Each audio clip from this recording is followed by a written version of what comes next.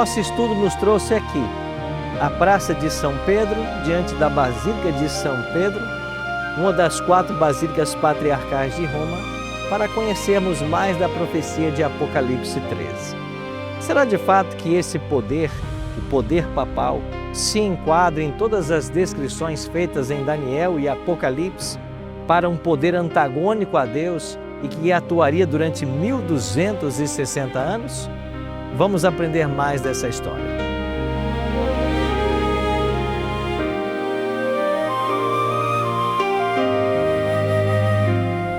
As profecias de Daniel e Apocalipse apontam que o chifre pequeno e a besta que emerge do mar dominariam por 1260 anos na história. O profeta Daniel, no capítulo 7, verso 25, escreveu: proferirá palavras contra o Altíssimo, magoará os santos do Altíssimo e cuidará em mudar os tempos e a lei. E os santos lhe serão entregues nas mãos por 1 tempo, 2 tempos e metade de 1 tempo. João, o escritor do Apocalipse, escreveu no capítulo 12, verso 6: a mulher, porém, fugiu para o deserto, onde lhe havia Deus preparado lugar, para que nele a sustentem durante 1260 dias. Em Apocalipse capítulo 13, verso 5, João escreveu: foi-lhe dado uma boca que proferia arrogâncias e blasfêmias, e autoridade para agir 42 meses.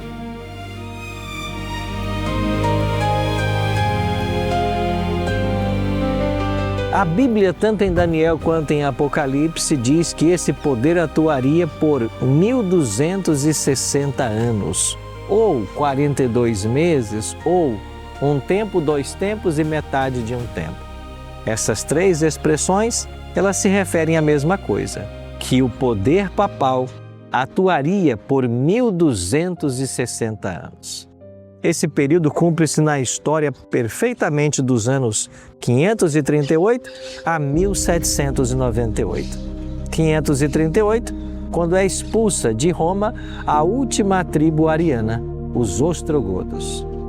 Já em 1798, no dia 15 de fevereiro, temos a prisão do Papa Pio VI, por ordem de Napoleão Bonaparte, cumprindo-se assim a profecia de que a ferida mortal seria dada em uma das cabeças desse poder. Em Apocalipse 13, verso 7, nós lemos: foi-lhe dado também que pelejasse contra os santos e os vencesse. Deu-se-lhe ainda autoridade sobre cada tribo, povo, língua e nação.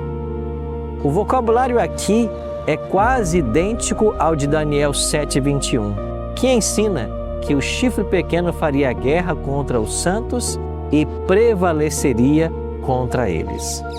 A expressão a cada tribo, povo e língua se refere à esfera de suas obras e se aplica ao auge do papado. Talvez durante a Idade Média, quando o pontífice exercia domínio sobre toda a Europa.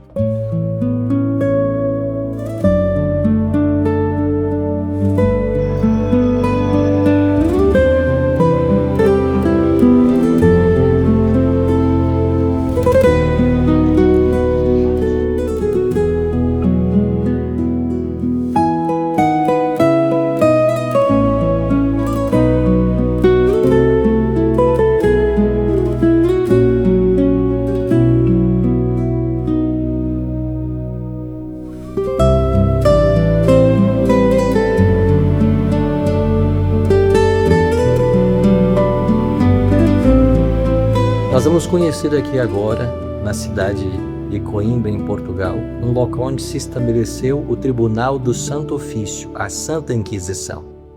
Neste local, as pessoas eram condenadas e torturadas. E você vai conhecer um pouquinho das formas como as pessoas eram torturadas. Aqueles que eram declarados hereges pela Igreja Romana e pelo Tribunal do Santo Ofício.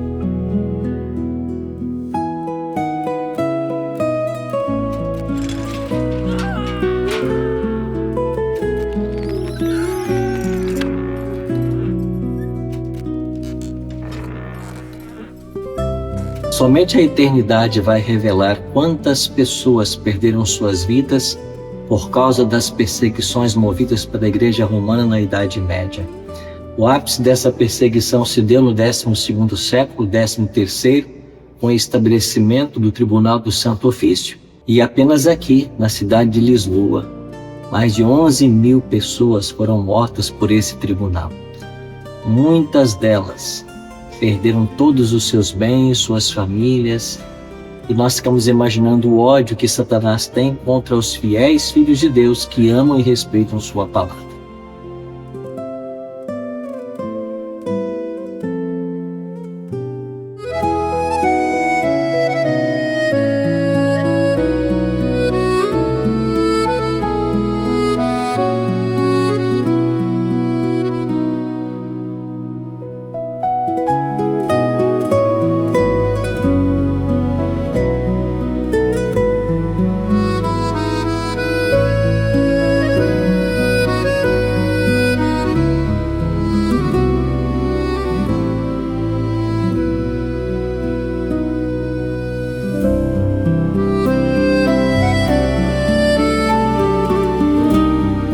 O bispo de Melx era um homem piedoso e temente a Deus. Ele tinha grande desejo de que seu povo tivesse acesso às Escrituras Sagradas. Então, buscou a ajuda de Lefebvre e este começou a traduzir o Novo Testamento para o francês. Ao mesmo tempo em que a Bíblia saía do prelo de Wittenberg para a língua alemã, o Novo Testamento era dado ao povo da França. E assim, a luz da palavra de Deus começou a irradiar por toda a nação. Trabalhadores de campo, artífices nas oficinas, suavizavam a labuta diária, conversando sobre as preciosas verdades da Bíblia. Aumentando, porém, o número de conversos, os chefes papais trouxeram de volta a fogueira. A reforma protestante, aqui na França, era de origem calvinista, e os calvinistas nesse país passaram a ser chamados de huguenotes. Os huguenotes criam que a França deveria se tornar um país protestante. Por sua vez, os católicos viam essa tentativa como uma grande ameaça à estabilidade nacional.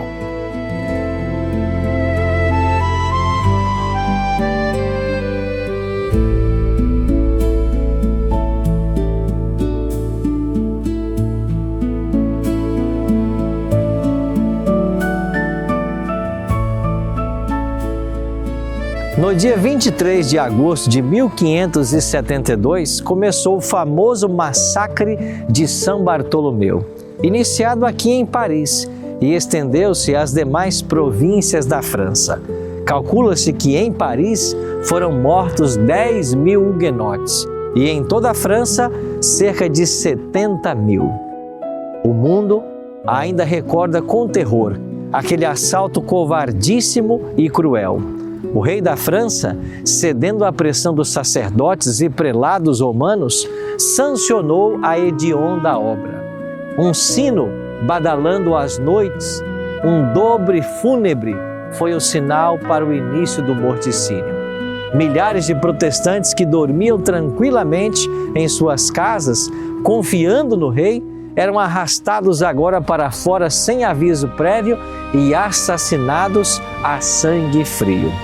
E quando as notícias do massacre chegaram a Roma, a exultação entre o clero não teve limites. E o cardeal de Lorena recompensou o mensageiro com 1.000 coroas.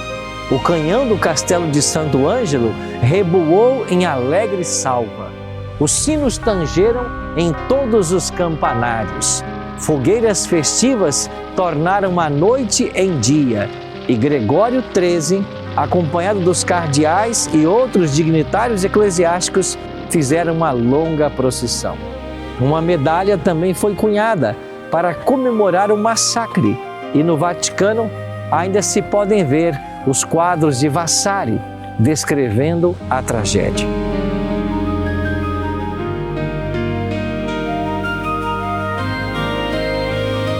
Quando a França rejeitou a dádiva do céu, lançou a semente da anarquia e a inevitável consequência de causa e efeito resultou nas cenas da Revolução e no reinado de terror que se seguiu. Durante esse extenso período de perseguições, movidos pela Igreja Romana contra os valdenses, albigenses e huguenotes, a Bíblia foi completamente abandonada. Suas verdades foram esquecidas e, em seu lugar, entraram para dentro da Igreja ritos e tradições, sem qualquer aprovação da Palavra de Deus. A fé estava sendo corrompida. Voltaremos a esse tema em nosso próximo episódio.